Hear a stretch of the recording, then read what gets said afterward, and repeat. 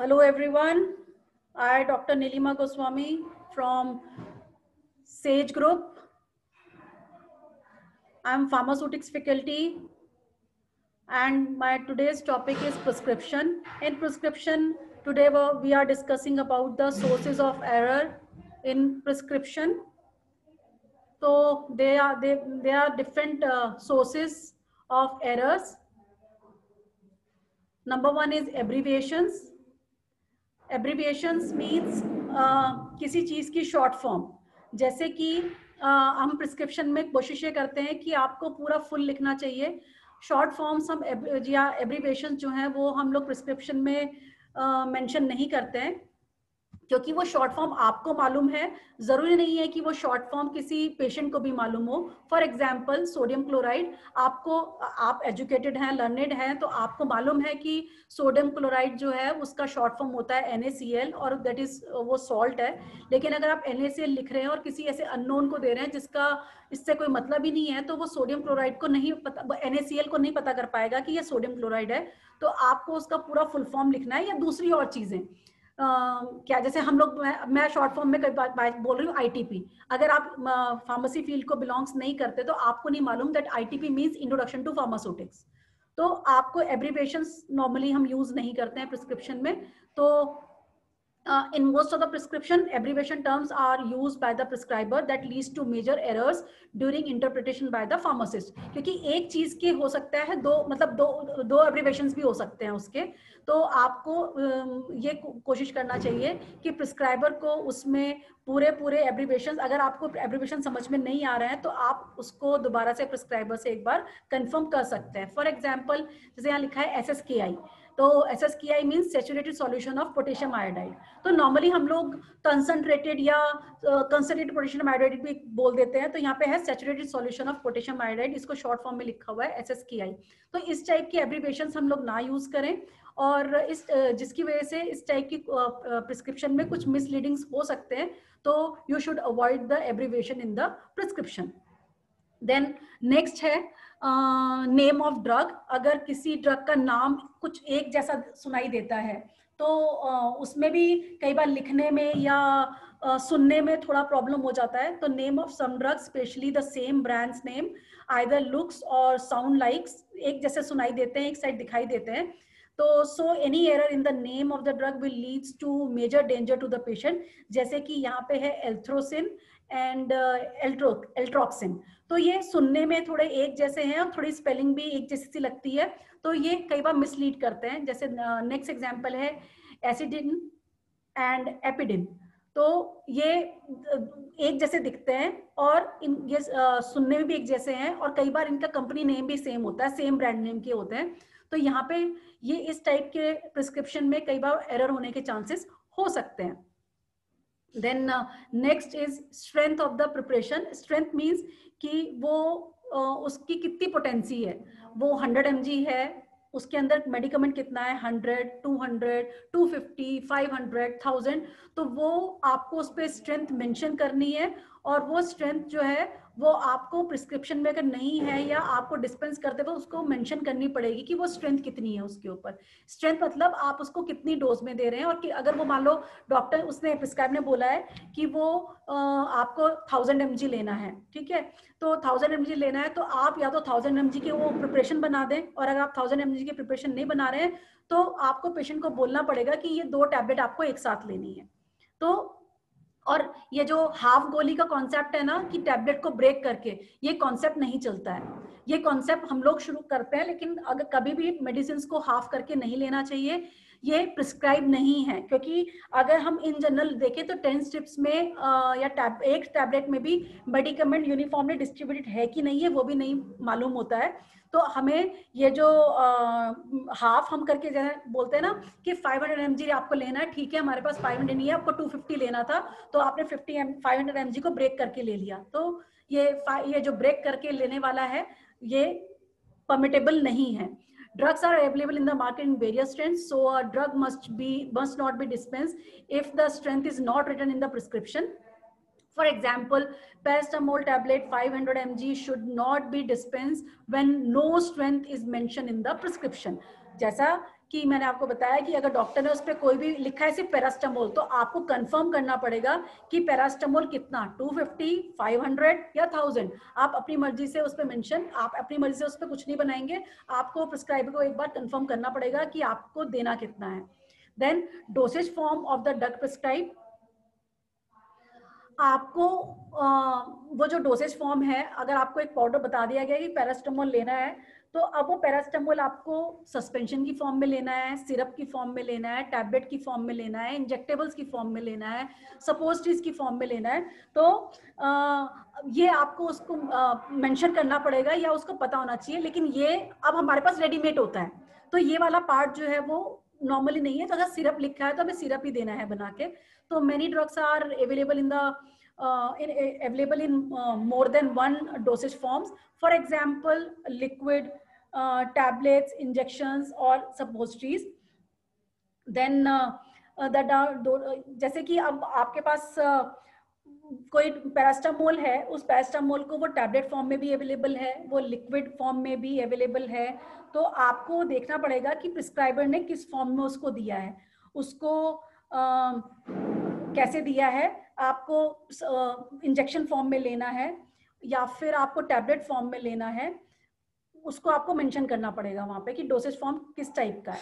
Then the dosage form intended for the patient must be mention in the prescription to reduce ambiguity. मतलब जो भी आपकी उसको स्पष्ट होना चाहिए, कोई भी ऐसी उसमें क्लियरनेस नहीं होना चाहिए। मतलब अगर आप उस पर डोसेज फॉर्म मेंशन कर देंगे तो पेशेंट के लिए भी पूरा सही होगा कि उसको मालूम है कि ये इस फॉर्म में लेना है। तो प्रिस्क्रिप्शन में आप थोड़ा सी अस्पष्टता को रिड्यूस करने के लिए आप उस पर डोसेज फॉर्म को मेंशन कर सकते हैं। देन नेक्स्ट आता है डोज। डोज की कितना लेना है, जैसे दिन में 3 बार, 4 बार, 1 बार। तो अगर वो सपोज ड्रग आपका सस्टेन रिलीज है तो वो ऑब्वियसली दिन में उसकी डोज जो है वो रिड्यूस हो जाएगी। तो आप उसको कितनी डोज में ले रहे हैं, अगर वो सस्टेन रिलीज है तो हो सकता है दिन में वो कम टाइम में हो जाएगी, और अगर वो कन्वेंशनल डोसेज फॉर्म है तो हो सकता है उसको दिन में आपको 3 से 4 बार भी लेना पड़ सकता है। तो आपको ये भी देखना पड़ेगा कि आपका जो वो डोसेज फॉर्म बना हुआ है वो आपको कैसा पैटर्न देता है रिलीज का, वो सस्टेन रिलीज दे रहा है, कंट्रोल रिलीज दे रहा है। तो अगर आपने हम मेंशन करते हैं प्रोडक्ट के ऊपर एसआर लिखा होता है, जैसे डिसइंटीग्रेटेड टैबलेट के ऊपर लिखा होता है डीटी, कि वो आप पानी में डालोगे तो वो टूट जाएगी, डिसइंटीग्रेट हो जाएगी। तो ऐसे यहाँ पे जो हमारी डोसेज फॉर्म होता है उसके ऊपर एसआर लिखा होता है, that SR stands for sustain release. So if unusually high or low dose is mentioned in the prescription, then it must be consulted with the prescriber. Sometime a sustained release dosage form is prescribed thrice or more times daily. Actually sustained dosage forms should be given once or twice a day, क्योंकि वो sustained release है तो हो सकता है उसमें dose थोड़ी ज्यादा हो, क्योंकि वो एक बार देने के बाद वो 24 घंटे तक या 12 घंटे तक वर्क करती है। तो या तो वो एक बार दी जाती है या वो दिन में 2 बार दी जाती है। तो इंस्ट्रक्शन टू द पेशेंट्स कि आपको जो पेशेंट के इंस्ट्रक्शंस हैं वो भी आपको मेंशन करने पड़ेंगे कि आपको उसको कब लेना है, कौन से रूट से लेना है, खाने से पहले लेना है, खाने के बाद लेना है। तो sometimes instruction for a certain prescription is either omitted और मेंशन पार्शियली। तो मतलब कई बार आपके क्लियर नहीं लिखे होते हैं उसके ऊपर कि जैसे मान लो एंटीकोगुलेंट ड्रग है, एंटीकोगुलेंट ड्रग के साथ में आपने उसको बोला कि, और आप साथ में पालक खा रहे हो, तो आपको उसमें मेंशन करना पड़ेगा कि एंटीकोगुलेंट ड्रग है, तो उसके साथ आपको कोई भी ऐसा फूड नहीं खाना है जो इसके इफेक्ट को कम कर दे। तो आप पालक खा रहे हो या अनार का जूस पी रहे हो या फिर आप चुकंदर खा रहे हो, तो दैट मीन्स कि वो आपके वो उसको जो एंटीकोगुलेंट है वो उसके एफिकेसी में फर्क ला सकता है। तो ऐसे केसेस में आपको वहां पे मेंशन करना पड़ेगा। और ये टर्म आएगी नेक्स्ट, जो मैंने आपको जो एग्जांपल्स दिए हैं वो हम बात करेंगे इनकम्पैटिबिलिटी में। बट अभी हम इंस्ट्रक्शन की, आपको अगर शेक वेल बिफोर यूज करना है तो उसे मेंशन होना चाहिए सब कुछ, उसकी फ्रीक्वेंसी, उसका टाइम, खाने से पहले, खाने के बाद, early in the morning, empty stomach, रात को सोते वक्त, तो आपको पूरा उस पर लिखना पड़ेगा। तो the quantity of the drug to be taken, the frequency, the timing of the administration and the route of administration should be mention clearly. तो इंस्ट्रक्शन उसमें बिल्कुल क्लियर होने चाहिए, जिसपे पेशेंट अगर भूल भी जाए या उसको समझ में ना आए तो उसके ऊपर वहां पे हो कि अगर वो भूल भी गया है तो एक बार वो उसको देख ले तो इजीली उसको समझ में आ जाए। Then next comes to incompatibility. Incompatibility मतलब कंपैटिबल मतलब मेरा एडजस्टमेंट हो रहा है, कंपैटिबल, और इनका मतलब मैं कंपैटिबल नहीं हूँ उस चीज के साथ में।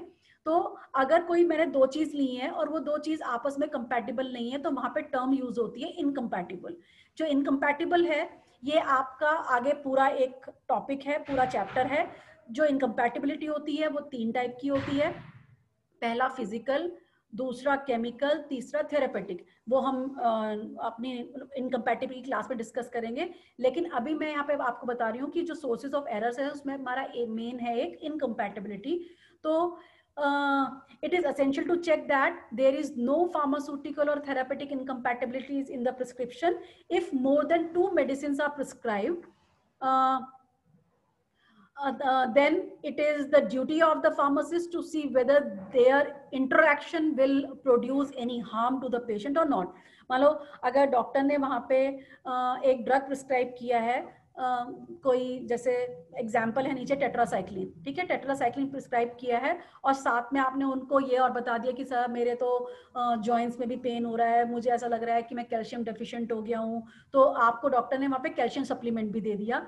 तो दैट कैल्शियम सप्लीमेंट को टेट्रासाइक्लिन के साथ नहीं देना है, क्योंकि वो जो कैल्शियम सप्लीमेंट है वो टेट्रासाइक्लिन की एक्टिविटी को कम कर देगा। या फिर आपको बताना पड़ेगा उसको कि टेट्रासाइक्लिन के साथ में आपको ये नहीं लेना। तो जैसे टेट्रासाइक्लिन के साथ में एंटासिड या मिल्क नहीं लेते। नॉर्मली क्या होता है कि अगर आप एंटीबायोटिक ले रहे हैं तो डॉक्टर उसके साथ में एक एंटासिड प्रिस्क्राइब कर देता है। तो जो टेट्रासाइक्लिन है उसके साथ में एंटासिड प्रिस्क्राइब नहीं किया जाता।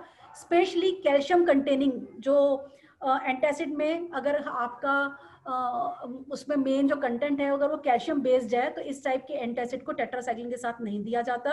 और टेट्रासाइक्लिन के साथ मिल्क को भी नहीं लिया जाता।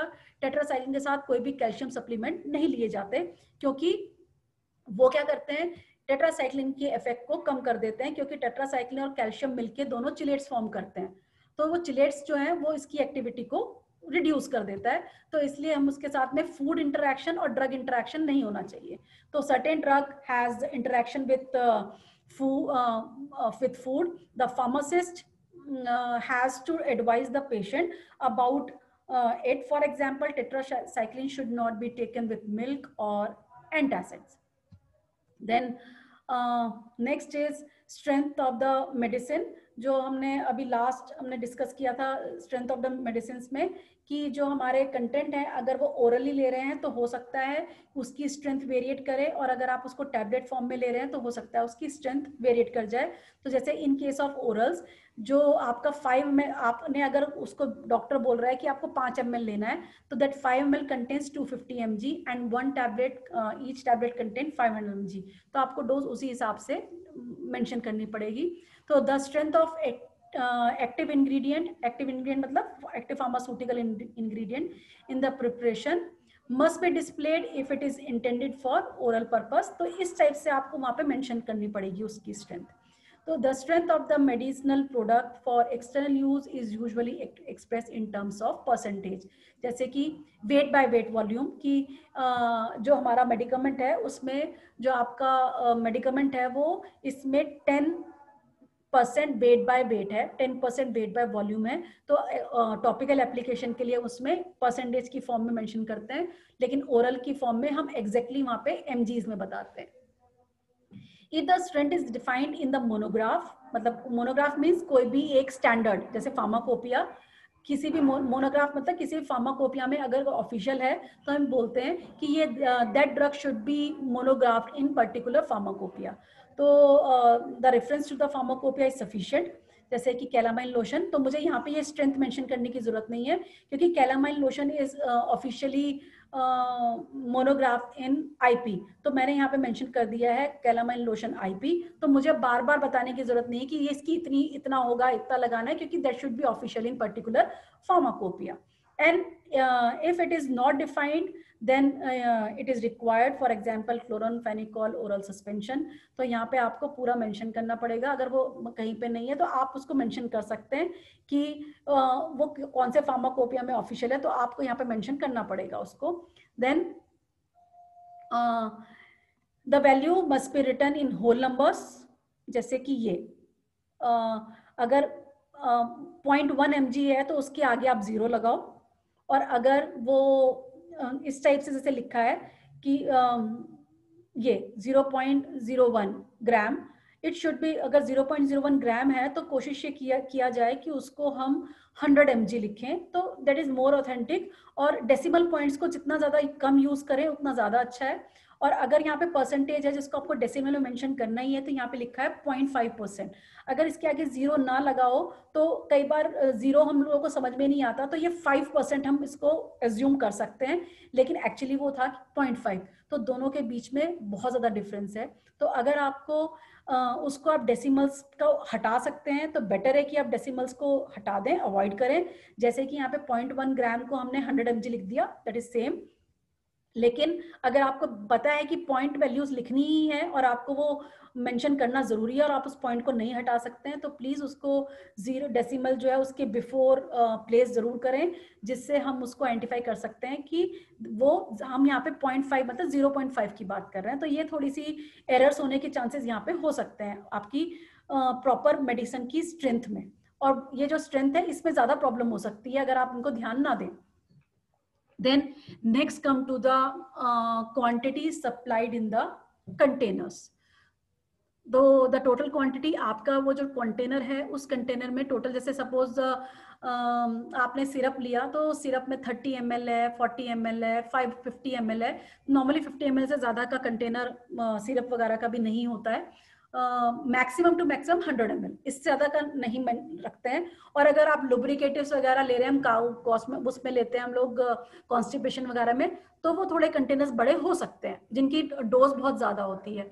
पर अगर आपके कंटेनर्स हैं तो उस कंटेनर्स के ऊपर आपको क्वांटिटी की सप्लाई मेंशन करनी पड़ेगी कि उसमें कितना है. और अगर उसमें जैसे आपने देखा होगा डब्बे के अंदर टैबलेट्स आती हैं तो उस पर नंबर ऑफ टैबलेट्स मेंशन होती हैं, ना कि ये इतने ग्राम टैबलेट है. यानी कि टोटल, ऐसा नहीं कि मैंने उसमें 20 टैबलेट्स डाली हैं तो 20 टैबलेट्स का वेट लिख देंगे, ऐसा नहीं होता है. हम लिखते हैं that container contains 20 number of tablets, तो आपको यहाँ पे मेंशन करना पड़ेगा. Then next come to storage condition or shelf life. That shelf life is also known as expiry date of the product.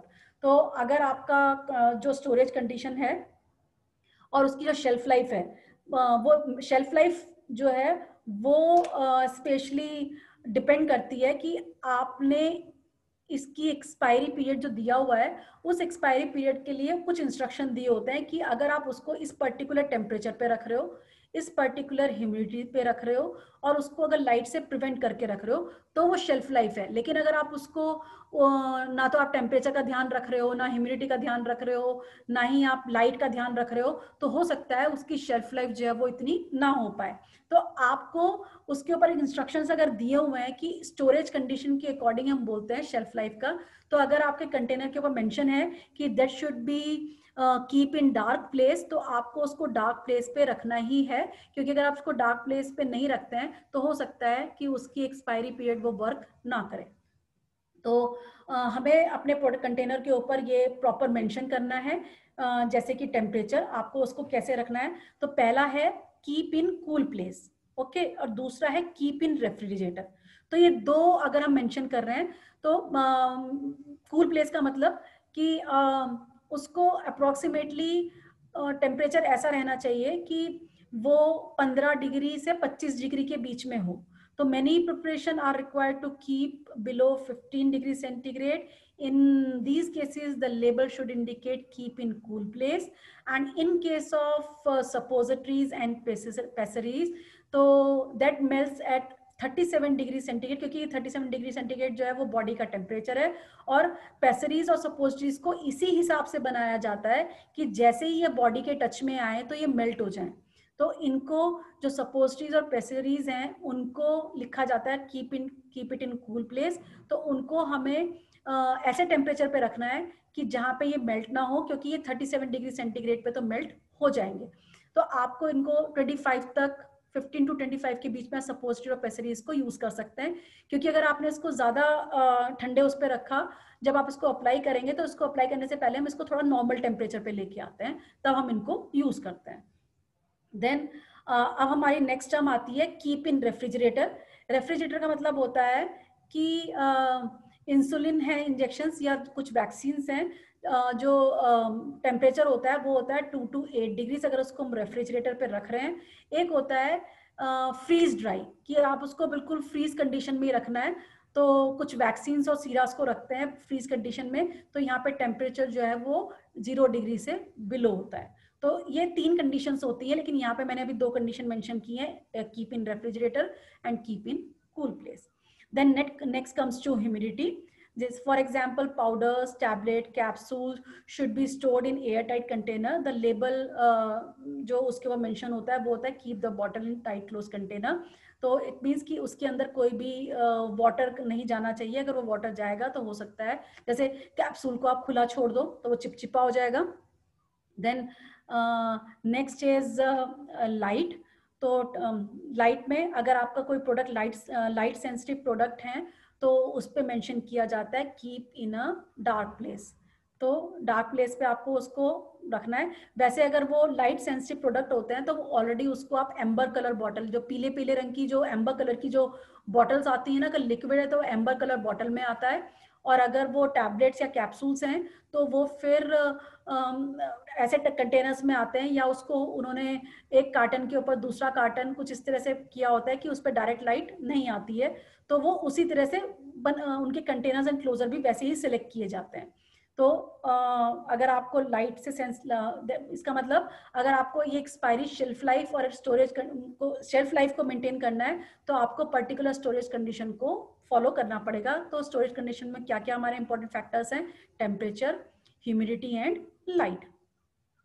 अब ये कुछ लेबल्स हैं जो लेबल हमारे उसके ऊपर होने चाहिए कंटेनर्स के ऊपर, जैसे कि एक्सटर्नल यूज के लिए ये होते ही होते हैं, ये आपको यूज करना ही है। जैसे फॉर एक्सटर्नल यूज के केस में होता है, जैसे ऑइंटमेंट है, पेस्ट है, डस्टिंग पाउडर है, तो उसके ऊपर लेबल मेंशन होता है। ये कॉशनरी और एडवाइजरी लेबल्स हैं, जरूरी है लिखना, तो उस पर लिखा होता है फॉर एक्सटर्नल यूज ओनली। अगर कोई ऐसा ड्रग है जिसको लेने के बाद थोड़ा आपको ड्राउजीनेस लगे, थोड़ा नींद आए, तो वहां पे ड्राउजीनेस वार्निंग होती है, जिसमें लिखा होता है कि may cause drowsiness, do not drive और ऑपरेट मशीनरी और कार। क्योंकि अगर उसको लेने के बाद आपको थोड़ा ड्राउजीनेस आ रहा है तो आपको ये कॉशनरी लेबल यहाँ पे मेंशन करना पड़ेगा। देन कुछ पोटेंशियल जो इंटरेक्शंस हैं फूड और ड्रिंक्स को लेकर के, तो उस केस में भी आपको यहाँ पे मेंशन करना पड़ता है तो खाने से पहले लेना है, खाने के बाद लेना है। तो अगर आपका ड्रग जो है to be taken an hour before the meal और एम्प्टी स्टमक, अगर आपको लगता है कि वो अगर आप खाने के साथ लेंगे तो उस ड्रग का प्रॉब्लम होगा या उस ड्रग का इफेक्ट नहीं आएगा, तो वहाँ पे वार्निंग होती है to be taken an hour before meal and empty stomach, यानी कि खाना खाने से 1 घंटा पहले या खाली पेट आपको लेना है। और अगर आपको लगता है कि इस ड्रग से गैस्ट्रिक इरिटेशन हो सकती है तो हम वहाँ पे मेंशन करते हैं कि इसको खाना खाने के बाद ही लेना। यहाँ पे मेंशन क्या होता है? टू बी टेकन विथ और आफ्टर मील, खाना खाने के बाद ही लेना है। और इन केस ऑफ मेट्रोनिडाजोल के केस में वहाँ पे वार्निंग होती है अवॉइड एल्कोहलिक ड्रिंक्स, कि इसके साथ में एल्कोहल कंज्यूम नहीं करना है। Then interaction with other medicine, अगर आपका ड्रग किसी दूसरे ड्रग के साथ इंटरेक्शन कर रहा है, जैसे कि टेट्रासाइक्लिन कैल्शियम के साथ, आयरन के साथ, मैग्नीशियम के साथ, उसके एब्जॉर्प्शन को रिड्यूस करता है, तो वहाँ पे मेंशन होता है do not take milk, iron preparation, antacids with this medicine. तो आपको ये लेवल यहाँ पे मेंशन करना पड़ेगा। जैसे कोई स्पेशल टैबलेट्स हैं जो माउथ में डिजोल्व करनी है, तो वहाँ पे होता है टू बी सक्ड और च्यूड, की उसको मुंह में ही रखना है सिर्फ। Then to be dissolve in water before taking, अगर आपको कोई टैबलेट ऐसी है जैसे डिस्प्रिन है, तो डिस्प्रिन या ग्रैन्यूल्स या पाउडर्स या टैबलेट जिसको आपको पानी में डिजोल्व करके लेना है, तो उस केस में भी यहाँ पे मेंशन किया जाता है कि इसको पानी में के साथ ही लें। फिर अगर कोई ड्रग है जिसमें जिससे जो गैस्ट्रिक इरिटेशन होने के चांसेस होते हैं, उस केस में वहाँ लिखा होता है to be taken with plenty of water, यानी कि आपको इसके साथ में बहुत सारा पानी लेना है। देन दूसरे क्वेश्चंस और क्या है? Avoid exposure to the skin to direct light, अगर आपने कोई ऐसी क्रीम लगाई है जिसको लगाने के बाद आपको धूप में नहीं जाना है, तो वहाँ पे मेंशन होगा avoid exposure to the skin to the direct sunlight. या फिर द प्रिपरेशन में कलर द यूरिन और स्टूल, जैसे कि आयरन लेने के बाद या मल्टीविटामिन लेने के बाद यूरिन का और स्टूल का जो कलर है वो चेंज हो जाता है। जैसे मल्टीविटामिन लेते हैं या कोई एंटीबायोटिक्स लेते हैं तो यूरिन का कलर बहुत ज्यादा येलो या ब्राउनिश शेड में आ जाता है। आयरन लेने के बाद जो स्टूल का कलर है वो सॉर्ट ऑफ ब्लैक कलर का हो जाता है। तो यहाँ पे आपको मेंशन करना पड़ेगा, अदरवाइज पेशेंट जो है वो डर जाएगा कि क्या प्रॉब्लम हो रही है मुझे, तो आपको यहाँ पे मेंशन करना पड़ेगा। देन अगर कोई चीज ऐसी है, कोई इन्फ्लेमेबल प्रिपरेशन है, तो आपको वहां मेंशन करना पड़ेगा keep away from naked flame. ठीक है, उसको डायरेक्ट फ्लेम के पास नहीं लेके जाना है। सो ये था हमारे questionnaire label with errors in prescription.